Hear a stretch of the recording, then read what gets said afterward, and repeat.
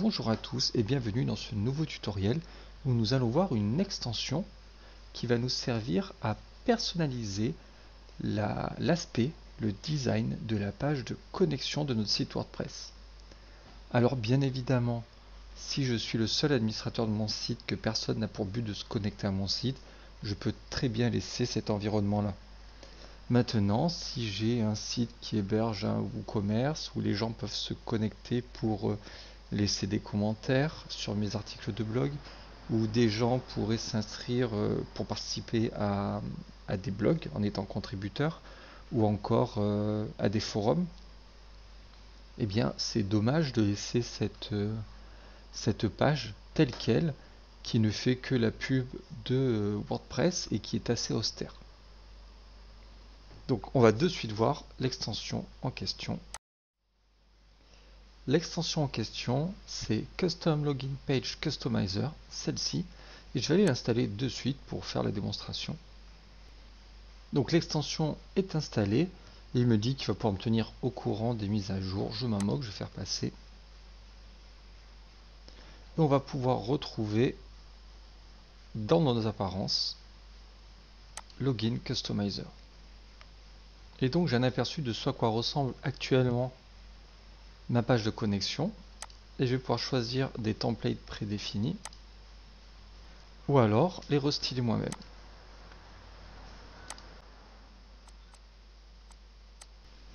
Donc je peux changer le fond d'écran, mettre tout simplement une image ou une couleur. Je choisis où ce que je vois de l'image, plutôt centré, plutôt côté gauche, en haut, en bas, etc. Je vais laisser centrer moi.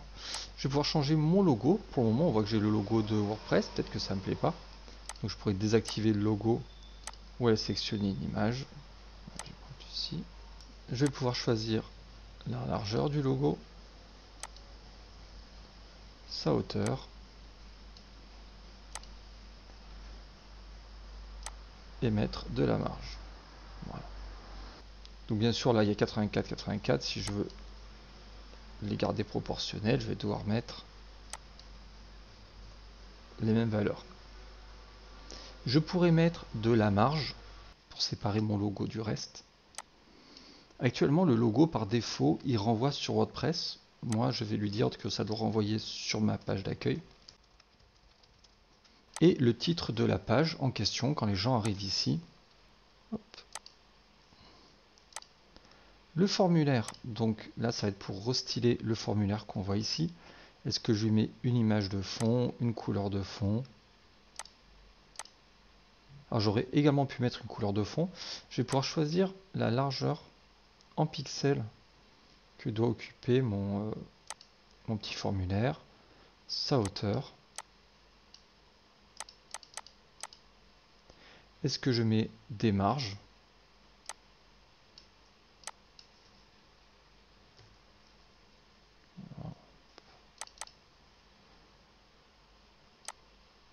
Je peux mettre un petit border radius sur mon formulaire, une ombre. Voilà, on va la voir un peu mieux comme ça. Je vais la mettre en noir. Voilà.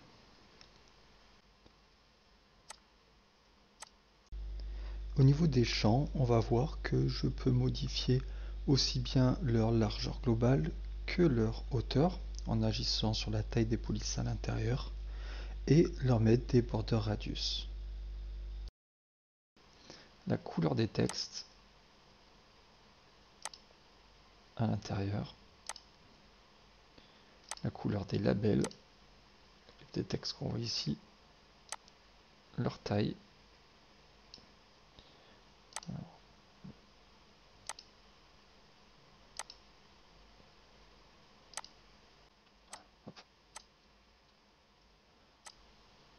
La couleur du bouton de connexion.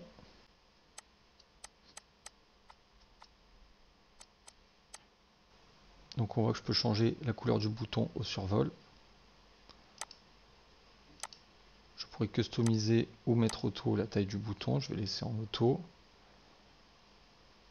Il me dit qu'il y a du padding, la taille de la bordure, la couleur de la bordure, la couleur de la bordure au survol. Moi, je vais laisser comme ça. Le texte shadow, moi il me plaît pas, je vais l'enlever.